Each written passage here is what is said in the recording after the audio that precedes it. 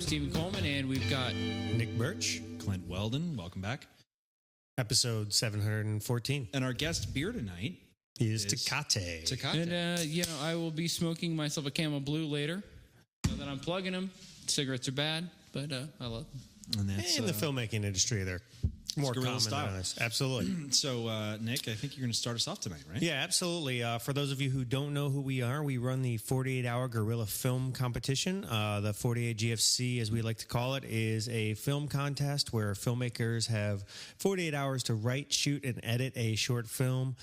You can find out more information and win $5,000. Go ahead and visit www.48gfc.com. Clint, what are we talking about tonight? Oh, I think we're going to pick up with that was like the most boring housekeeping ever.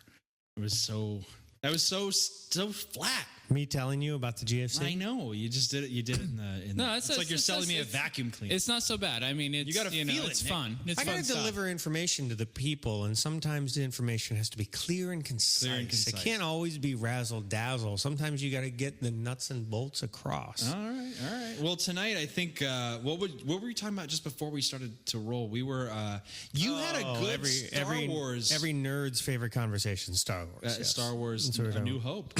Yeah. So everyone, you remember the part in the movie where they're like, TK421, why aren't you at your post? And Luke comes out and he's like, oh, I've got a problem with my headset because they drugged the Stormtroopers into the Millennium Falcon. You guys remember that? Remember? What movie is this? We remember it. Most people pretty much remember. No, most people remember it. Help me, Obi-Wan, you're my only hope. Right. It's just pretty much about as far as I think most people who watch the movie. People who are listening to this remember it. Regardless. Sorry. Continue. What nobody ever really seems to think about with that particular scene is that the reason TK421 isn't at his post is because he's been murdered. No, seriously. A brash smuggler like Han Solo. That's just what fucking happened. Who did it? No. Was Hold it on. Han or Hold was on. it- Listen. could So have been eliminating. Hold on. Eliminating the whole Greedo shooting first debacle. Right. They drug two stormtroopers up into the Millennium Falcon, murdered them, and then for the whole rest of like the trilogy, there are two dead stormtroopers rolling around in the cargo bay of basically the Millennium Falcon. So that's why TK421 is not at his post. He's at his post in the sky. That's awesome. That's all I have to say about that. That's horrible. You ruined it. They're an abomination. They are. They're clones. No one cares. No one cares. They have no soul. Yeah, exactly. Clones do have no soul. For any of you clones listening, I'm sorry. You have no soul. You have no soul. That was Our podcast is not anti-clonist, just so you know. Anti-clone. We're pro-clone. Are we? I don't know. If we're not against it. We're not against it. We may not be for Are we it. clone neutral? Yeah, I think we're clone agnostic. I think any good policy is clone neutral until there's a reason to be for or against. Clone neutral. Okay. Thanks for dragging this light-hearted conversation down there, Nick. So, I think any conversation is clone neutral until there's actually some human clones. Oh, he's from Maryland. You got the whole DC thing. You got to be politically correct. Yeah, that's true. That's true.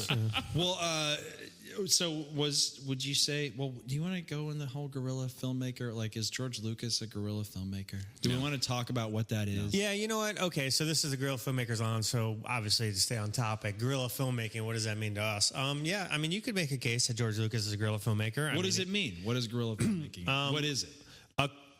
We say guerrilla, and they always think gorilla. Yeah, like no, it's a guerrilla, like guerrilla warfare. You're talking about like Che. Guerrilla. Yeah, I mean, one of my favorite guerrilla filmmaking scenes in an actual like big budget film is in Ed Wood, where there he is. He's filming Glenn and Glenda. They're out on the street. They're standing in front of the store, and he's like, "There's the cops, and we don't have a permit. Everybody run!" I mean, it's awesome. Ed Wood is probably the original. Would you say? Oh, absolutely. I guess it was all kind of. Well, I mean, honestly, you're going all the way back. I mean, if you really want to go to the history of guerrilla filmmaking, you're really talking about the history of film. Because when this shit first started, there were no rules.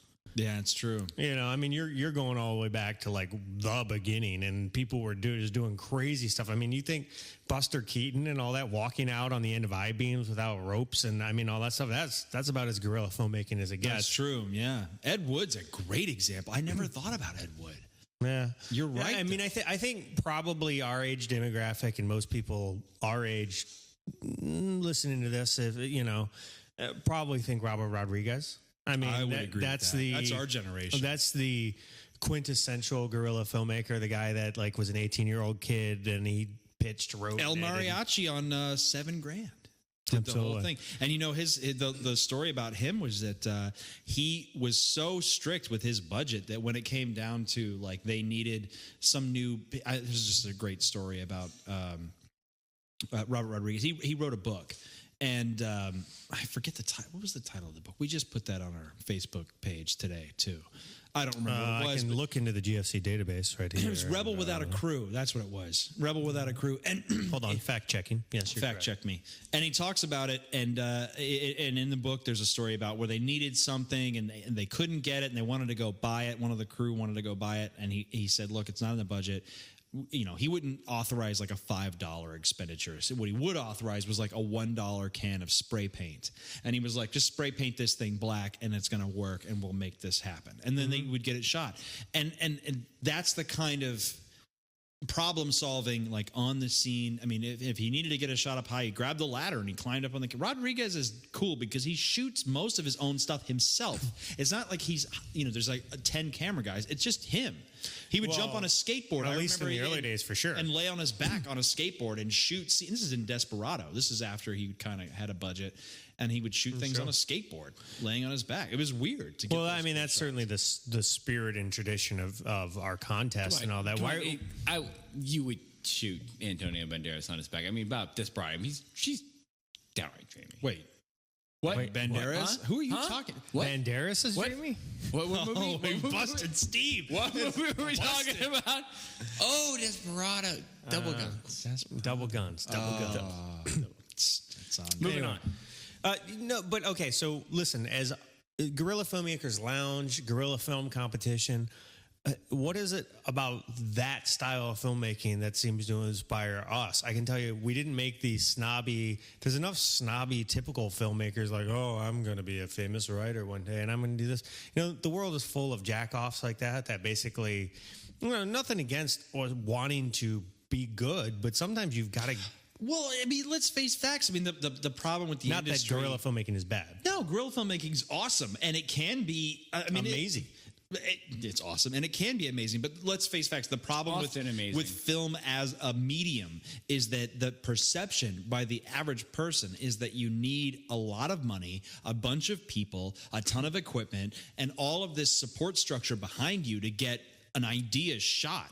And there's about 1 million filmmakers. For every one that's actually done it, there's like 1 million people who would probably love to do it, but feel like they can't because they're restricted by what they don't have. And I think that one of the things that... It's all those damn DVD extras making you think that you've got to be Jerry Bruckheimer if you want to shoot anything. And you don't. And that's the thing, is that the guerrilla film... philosophy is get a camera, get some people, and go work with what you have and get it shot. If your idea tell a good story. If your idea is good, it's going to have legs. Someone somewhere will want to watch it, and they'll probably want to pay you for it. I think Netflix is proving that. I mean, the whole idea of distributing independent film directly to the consumer. I mean, going back to what you said about the people and the perception is, and it's not necessarily funny, but I remember reading something about this a long time ago. You ever see children's drawings? They're always awesome. They're like full of imagination and like they're all of that. I'm sure, you have a son, Steve. I'm sure you've seen, his drawings, especially at a younger age, are very, very imaginative. They did a whole study, and at some point during your life, somebody tells you you can't. And what happens is eventually, when we're all kids, we all draw. And then like some of us go on to be artists only because we continue to believe that we can do it, not because we're necessarily any better than the other guy. And for film, for some reason, we're all bred to think, no, you can't do that. I hate to call you out on this sweet story, but have you ever seen children's drawings? Dude, that's a stupid question. Have you ever seen food? have you ever seen the sky? Have you ever seen this? I mean, it's inspirational and all, but That's retarded. That was a good moment though. It was like that. It was nice. It was. It sounded good for- it sounded good for our show. I thought I got warm. somebody somewhere was going like, yeah, I have seen kids' drawings. I have seen kids' drawings. I collect them. I have been in the bath. You have seen my bum. Despite what the You've court seen my says. drawings. Despite what the court says. What I like to do is when I go to Goodwill to just see if I GFC can does not find endorse cool pedophilia. stuff. I like to buy photographs of other people's kids, and I just hang them up in my house all over the place. So I've got all these weird, like thousands, just thousands, and you know, people come over, and I'm just like, hey, you know what? It's just, so what are we doing this year that's different? I mean, I guess at the point, if you're hearing this, you probably already know. But if you're not familiar with what the 48-hour film competition is, and we've got some cool stuff going on this year, right? Yeah, we got the prizes this year. I mean, the grand prize is awesome. I mean, we're giving away $5,000. It's amazing. We couldn't do it without our sponsors, the Sarasota Film Society, the John H. Lamasdorff from Memorial Trust. Okay, so Steve is left to go and pick up some Camels. more camels, and it's just me and Nick for the next 30 But they're seconds. actual camels. So we're going to get back on topic.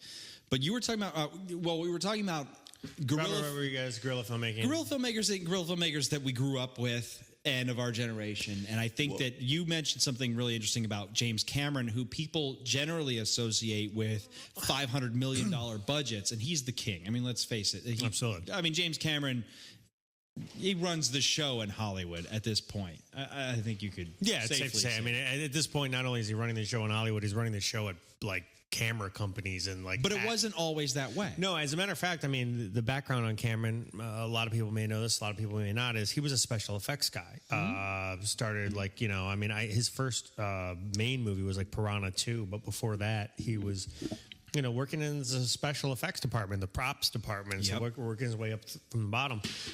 And a lot of that spirit, he's also an excellent illustrator, by the way, like the Terminator and all that stuff. Like he illustrated those and designed them. There's a cool story about that. You want to tell me? He had a fever dream. Yeah, he had a weird fever dream and that's where the idea of Terminator came to him. He was in a really bad, like terrible 103, 104 degree fever, like, you know, the kind of like lay you up and like you're not going anywhere. Yeah. And in the middle of a fever dream, he had this weird vision of a metal man walking out of fire, and he woke up and drew it, and that drawing still exists. And if you ever see it, and maybe we'll show it on the podcast at this point, is actually almost identical to what the Terminator ended up looking. Get to the chopper.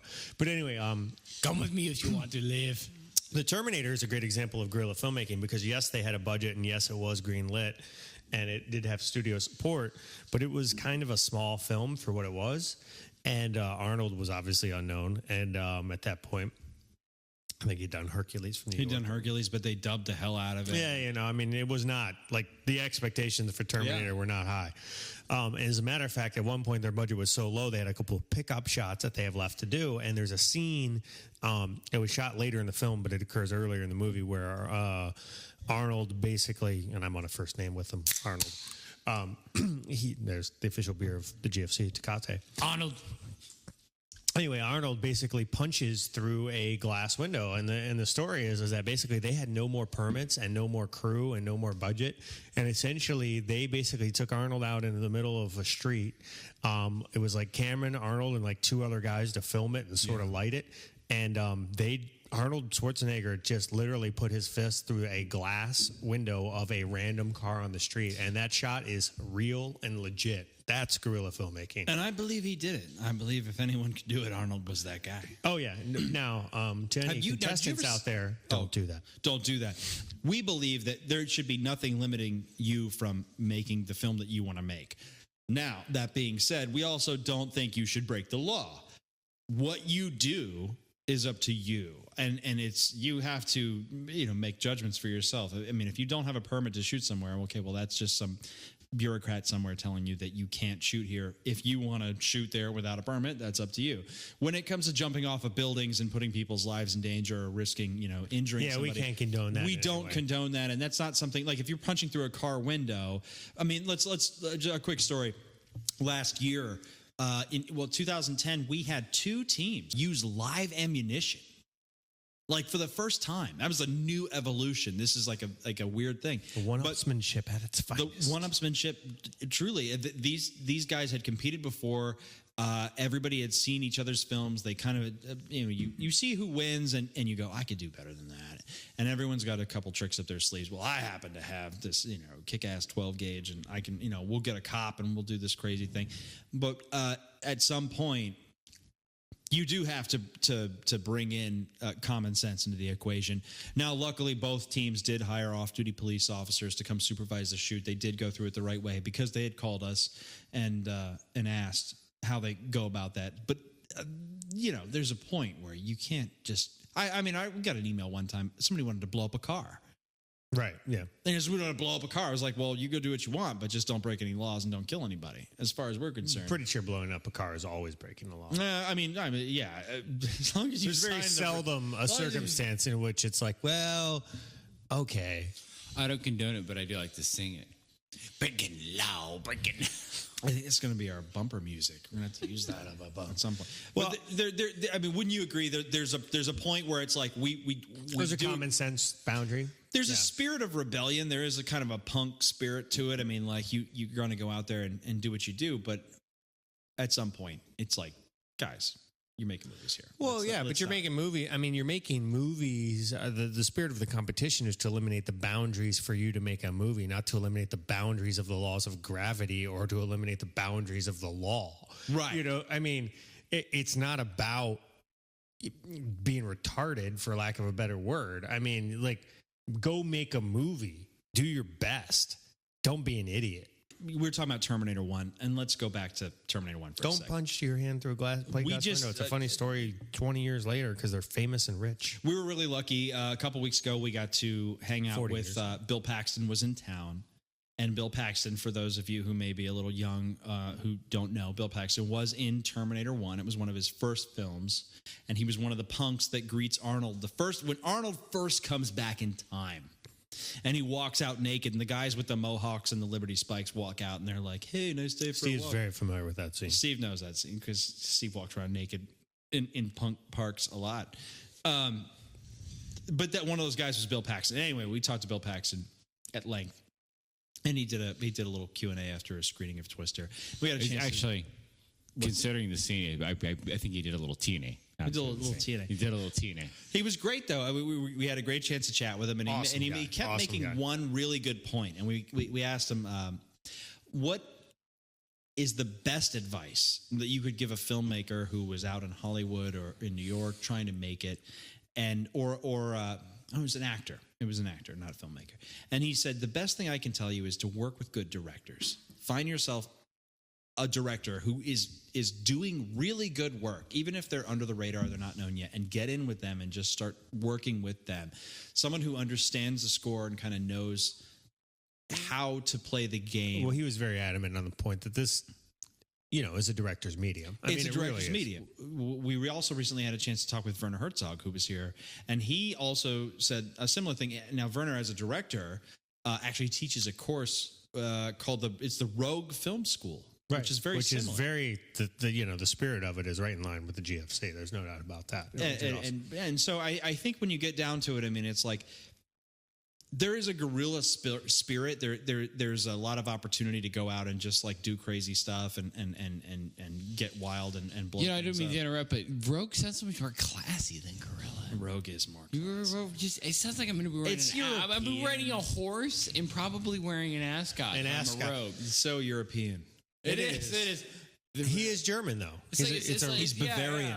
Yeah, I apologize like the rogue to scholar. any Bavarians. I'm going to have an ascot. No, wait, hold on. Bavaria is in Germany. He's German. But he's Bavarian, to be specific. Yeah, no, I was in Bavaria. It took me a minute. I was like, wait, fuck, I've been to Germany. Yeah, Bavaria is the Bavarian forest. It's in Germany, yeah. But getting back to the point is that, like, obviously Cameron's a great director. If you were in with Cameron 30 years ago, clearly your career is fine today. I mean, there's a point where it's like if you were in with Robert Rodriguez in the beginning, clearly you're still working today. I think there's a lesson to be learned there. It's like when you... not just so much with guerrilla filmmaking or with filmmaking in general, but I mean, just like in Ride life. the lightning. Metallica said it best. Yeah, metal up your ass. I didn't know that was a conversation. Metallica said that too, damn it. That's just a Steve quote. That's in life. That's also it's a Metallica quote. But I think it boils down to you need when you're working with people in the creative industry. Sorry, that was my timer. When you're working with people in any creative endeavor, you really need to find someone who's a leader. Maybe you're that guy, or maybe you have a friend who's that guy. But find someone who's good, who really knows what they're doing, and who has a body of work to back themselves up, and work with those people. And because those are the people that are going to help you grow to the next level. Yes. Maybe your friend's that guy. Your friend. Maybe it's you, that Steve. guy. Maybe you're that guy. Maybe it's your second cousin's that guy, and he's the leader. I got a question for you. If you had right now, somebody's like fucking busting, they're fucking terrorists.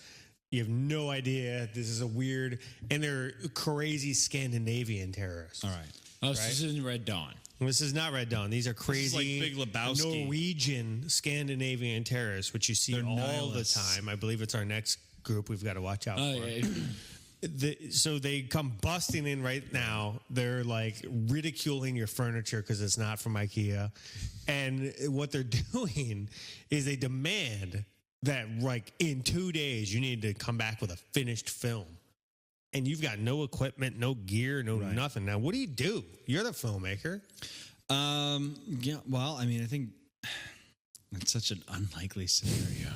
There's just no chance of that ever happening. But all right, you make a good point. I don't care. I don't care what the media tries to portray. Scandinavians can get angry. They can get angry. They can. And they're very Nordic. Yes, they can get mean, and they're typically tall. We'll all learn that in Thor coming this summer. I think what you're getting at, though, is I'm not tall, so they can be tall. It's intimidating. You're saying like what really are the nuts and bolts of it? I mean, like when you got to make a movie, what do? Give some advice to the listener at home. Well, I mean, I think the first thing I would say is that don't be limited by what you think. What do they call it? They call it. There's a photographer that I love to follow named Zach Arias, and his whole thing Zac is Efron. Zac Efron. Sorry, what's his website?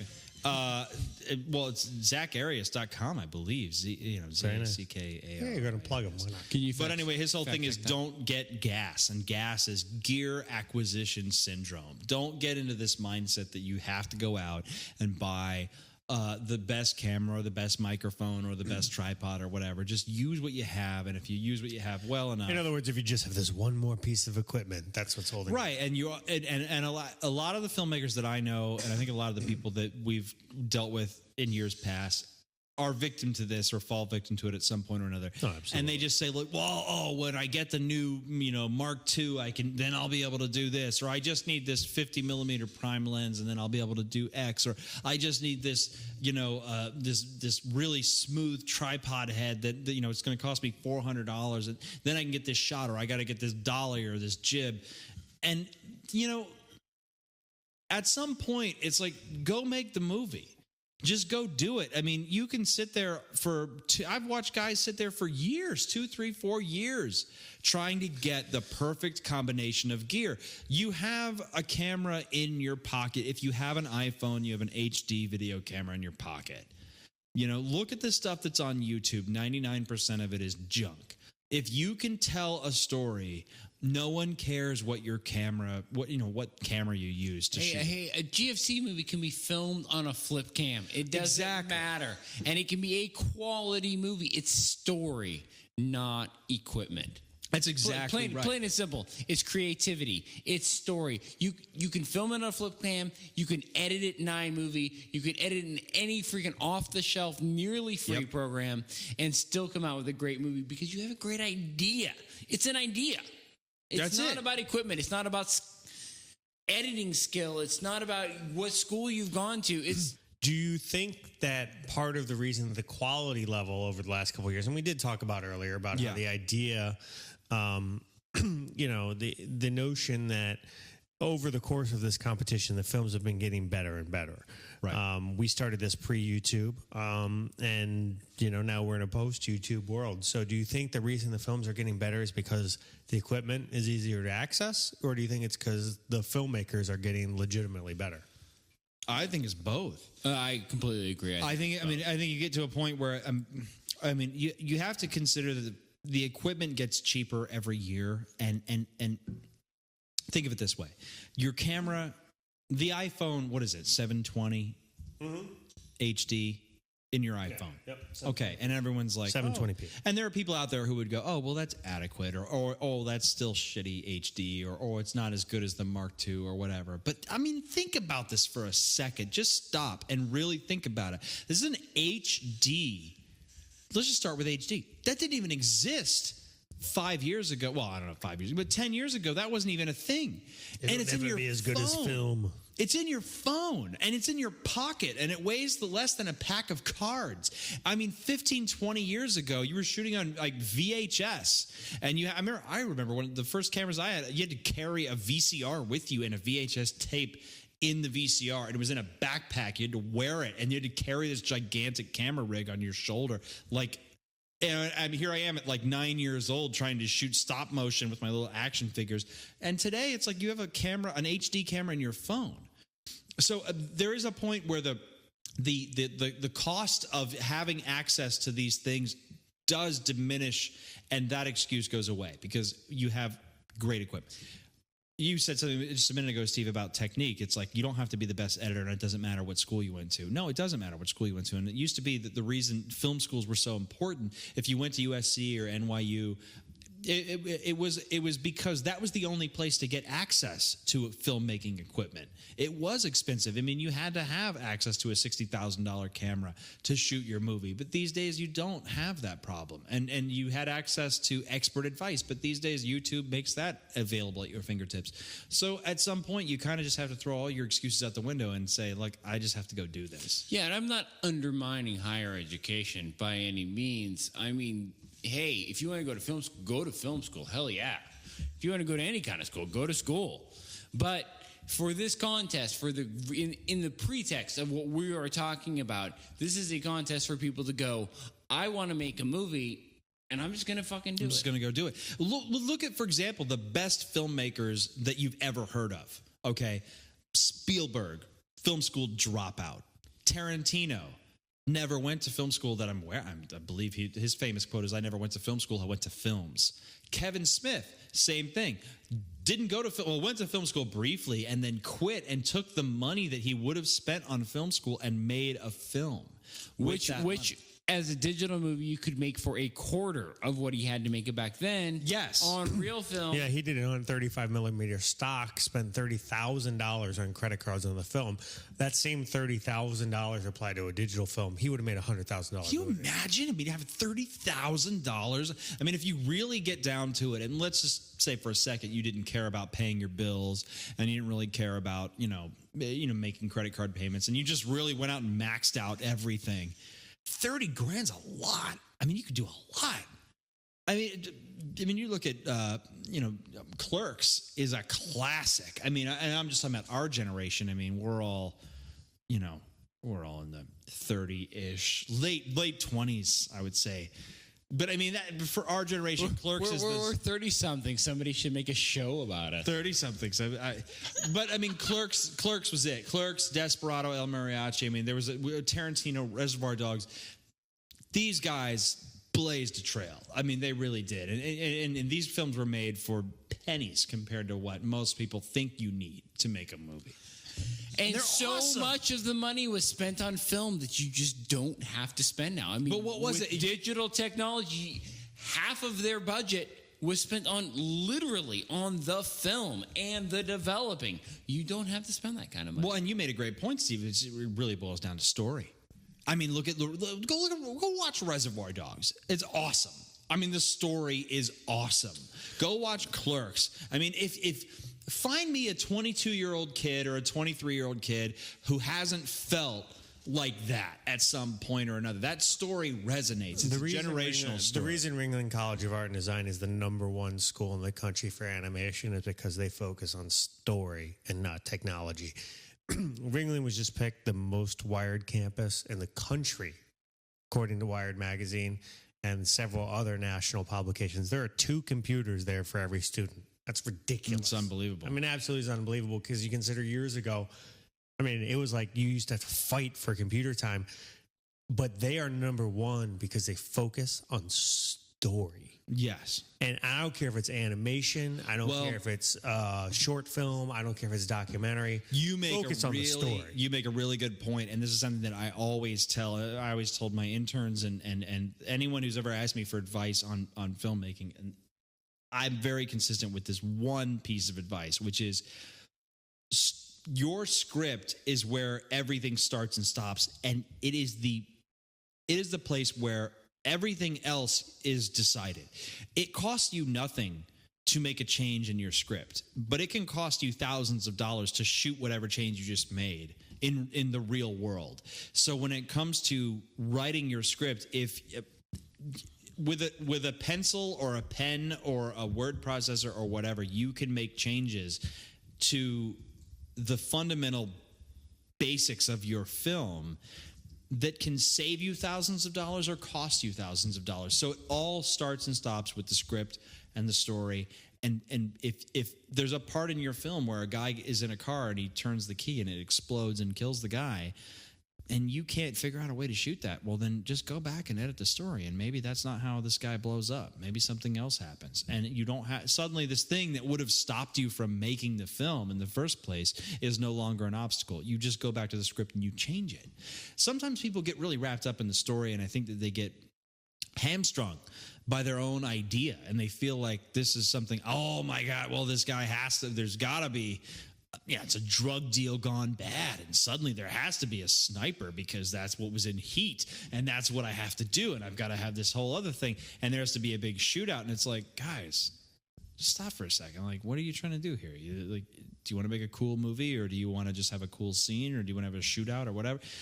Go back and rewrite the scene. Go back and rewrite the script. Yeah, I think it's the same with any art form. Think about Reservoir Dogs. Think about the shootout scene in Reservoir Dogs. Oh, wait. What shootout scene in Reservoir Dogs? You only see it's only implied. Remembered. It's implied. The entire movie takes place in like 3 locations, maybe 4. The budget is almost 0. But do you feel it? Do you feel like you saw a shootout? 70% of it went to Harvey Keitel just to get him. Weird sidebar about Reservoir Dogs. Most people don't know. Did you know that Danny DeVito was actually a driving force behind that movie and Pulp Fiction? Did you know that? Yes. Danny DeVito actually was so impressed with Reservoir Dogs and helped underwrite it, and was a pretty big fan of Quentin Tarantino's. He actually paid in advance Quentin Tarantino $900,000 for the rights to his next script, which just so happened to be Pulp Fiction. So basically, Danny DeVito was blown away and helped fund the initial movie, but was like, oh my God, this is awesome. And essentially went, here's $900,000. I want whatever you're attaching your name to next. Also, Quentin Tarantino, when he delivered the script, delivered it as Pulp Fiction Final Draft by Quentin Tarantino. Well, and that brings us to our next... I'm not taking any editing. This is my fucking movie. Well, that brings us to another topic that I think, but DeVito's how Travolta ended up being in the movie. Well, I think this brings up another point that I think people need to understand about the industry. If you want to be a filmmaker, if you're getting into it, and this is something that you want to pursue, a lot of people think it's like, well, who you know. It's a connection thing. It's really who knows you. And I think that's something that it's a small thing that a lot of people miss. It's like, it's not who you know, it's who knows you. But I think that's... If you put your name out there... Then what you're talking about is networking. You're talking about getting your name out there. You might not know the guy that can make your career, but he might have heard of you, or she might have heard of you through a friend of a friend of a friend who saw this thing on YouTube, who sent them a link. So the trick is, put yourself out there. And in order to put yourself out there, it's like Robert Rodriguez said. He's like, look, I may have won, 100 awards for all my films, but that's because I made 1,000 films that you may have never seen 900 of them, but the ones that won, for every award I won, I made 10 films or whatever it was. You have to keep doing it. You have to keep getting out there. I think it's an like important point. 7 degrees of separation meets karma. Really, it's like Point Break. Not who you know, and good things come to those who wait. Well, here's a question that I think is... Don't stop thinking about tomorrow. I I think you pretty much open this up to anybody, whether you're a musician or a filmmaker or what have you. I mean, is right now the day and age that we're in, is it easier for musicians and filmmakers, or is it harder? Is it a situation? Oh, no, Well, hold on. Let me just finish. Is it a situation in which you're lost in a sea of a swarm of artists, and therefore, how do you possibly break through? Or is it better because now you can get directly to the, what do you think? Yeah, I think you're always lost in a sea. I mean, imagine trying to, 20 years ago, produce an album. You had to get signed. You were lost in a sea. At least now you have the option to self-produce. I think the same goes for movies. You were always like taking your movies ideas and throwing it at studios, going, "Please look at me, I'm here." Now you have the option to self-produce. You didn't even have that option. I think there's as many people making movies as ever before, but now you at least have, I can try the studio, I can try putting it online, I can do it myself, or I can go the traditional route. Yeah, the option. You could not even do that before. So if you were making a movie right now and you had the option to distribute it through Netflix or go try to sell your script to a movie studio, what would you pick? Well, personally, definitely Netflix, because the other route seems.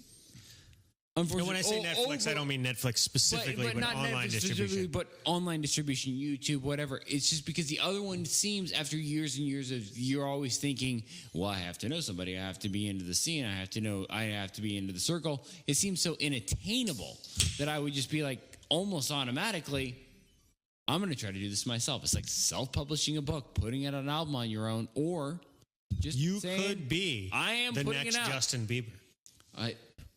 If I dream. If you dream. Do I dare to dream? Do I dare to dream? You're of my Bieber? next Justin Bieber. That's just something I need to put out there tonight. But I think you're right. I mean, you make a good point. It's like you can go out to Hollywood and you can go out to New York, or you could go anywhere and try to make it. But ultimately, We asked Paxton this. I mean, we did actually ask Paxton this. Did he believe that you had to be in Hollywood, or could you make it anywhere now? And he said for him, he made a really good point. And I have to say that what Bill Paxton had to say about that was this: you can make it anywhere, blanket statement. But when you go to Hollywood, everyone else in that city, for the most part, 95% of those people are there for the same reason. And you will meet other people who are into what you're into. And more opportunity. More opportunity. But it's squeaky wheel gets the grease, is what he was saying. And I think that he made a really good point without actually coming right out and saying it, is that if you're in the right group, you don't have to be the guy who makes it. I think one of the guys in the group has to be the guy who makes it. Your chances expand because you're in a group. Once that guy in the group, or girl, whoever it is, gets their break, if you're part of the group, you're going to rise up with them. I mean, I think that entire paradigm is on its way out. You think? That's my opinion. I completely agree with that. As we move into a more global type of internet-driven media, that whole thing of only record companies can sign people and they can. What about BitTorrenting your films? Let's talk about this for a second. Only music company, only big cinema houses can go ahead and say, "Hey, you're now going to make a movie." Do I think it's going to end tomorrow? No, but do I think it is on its way out? Absolutely. I think. Nick, you made a great point. Dinosaurs will die. I believe it's a dinosaur that's dying. Absolutely. Actually, the name of Nick's next film, "Dinosaurs Will Die." It's about a time traveling cop who fights dinosaurs. Heart of gold. Heart of gold. He's read the heart of gold. It's a time traveling web designer with a heart of gold who fights dinosaurs. Rhyming musical who's learned karate from monks. No, but you made a good point about Netflix. You brought up Netflix, and let's talk about Netflix for a second, because Netflix. Striker. Trenton Striker. Netflix. There's a lot of ways to get entertainment. Trenton. I hope he's listening. I hope you are listening. He's going to be a guest on a future show. But and we'll get into that later. But Netflix. There's a lot of ways to get digital entertainment. There's a lot of ways to get entertainment via your computer or over your Xbox or whatever. streaming entertainment. I do agree that is the way of the future. That is where we're going. Netflix, to me, and Amazon are the top two players in that field. Netflix has the lead right now, but that's because Netflix has been around in this business a little longer. Now, to that point, Netflix, I think within the last week, just announced that they have finally reached a point where they have gotten their own original content. They have bid on a show, a Kevin Spacey show, and they got the rights to it. They actually tried this a few years ago with DVDs because they had the red envelope distribution network. Short-lived. Very short-lived, and it was an interesting thing in the filmmaking industry. But now they are actually actually they're going a step further because that was more geared towards the independent filmmaker, Right. and I don't think they've 100% killed it off, which is good for hopefully those listening to this. But they are now competing with HBO and Showtime and Disney and ABC and all those networks as a distribution channel for high-end. Basically, their answer, because what's happening is the movie studios are going, well, we're going to cut off your content because we need to make DVD sales. And they're going, okay, cool. Well, we'll just go straight to the production companies and outbid you to get the content. Well, and what is that? That's the guerrilla style, man. That's like, let's go get this thing done. What do we have? We have a ton of money, and what do we want? We want content. Let's go make it happen. I wish. And I like that spirit. I do too. I like the fact that Netflix is playing hardball with these networks because you know what? I'm tired of networks telling me which shows are good and bad and deciding which shows get produced and which shows get canceled. If I can vote with my dollars through my Netflix subscription and what I watch, that tracking data goes back to them and they can make decisions based on it. Oh, yeah. Screw the Nelson household. I mean, with Netflix, someone can go, hey, our show got literally not a Nelson result of we think. Nielsen. Whatever. You said it twice. We had to correct. Like Leslie Nielsen. Like the Naked Gun. Like not like half Nelson. Like I'm going to go home and cry. My mispronunciation. I'm from the Northwest. Anyway, and stuff. I'm just bailing. But you make a good point, though. I mean, Steve's bailing, but he's actually leaving. Rather than leaving it up to a kind of a semi-ambiguous I'm going home. Mishmash of data, sort of gathered through some old. It's hard data. I mean, that's a cool. This is a real deal. Regardless of my mispronunciation. I mean, it is the real deal. They can get actual clicks, actual downloads. Totally weird trade-off. You can see in real time what people are actually watching. You want to know the scary thing about that, and this is good and bad from that point of view, is and this is now going to stray off topic, but it'd be fun to talk about. Microsoft, right? Connect. Yes. Yeah. They came out and said that they are envisioning very soon, as in they're doing it right now in testing, advertising based on how many people are in the room because the camera can see it. Yeah, you're off topic, dude. No, that's on top. You want to know what Microsoft's going to do in 5 years? Watch what Apple's doing now. Yeah. And they will try to do it in 5 years, and they'll fail. Art Bell is coming on in a minute, and it's alien conspiracies, and they're filming your house. But they might do that, though. No.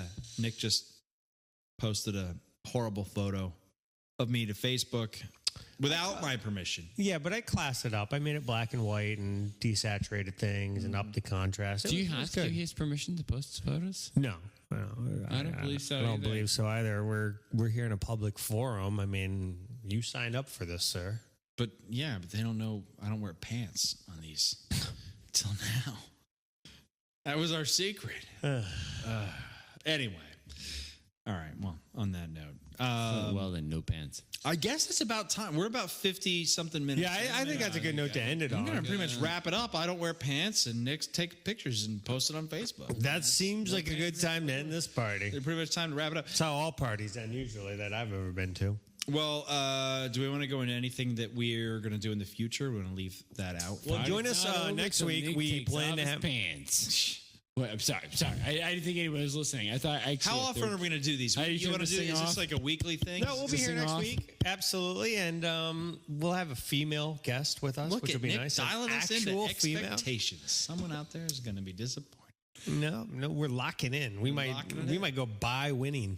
All right, we're also by That'll date this podcast. A Charlie Sheen reference. Yes, you could tell it was 2011. I want Charlie Sheen to be a celebrity judge. I want Charlie Sheen just to hang out. Maybe that's our challenge. I don't know. I'm just throwing it out there. Anyway, I think we wrap it there. Thank you for listening to these ramblings at this point. And we'll see you next week. Go check out the competition, 48gfc.com. You or your filmmaker friends could win $5,000. And we promise to be more entertaining in the future. I think that's... No, this was awesome. Was it?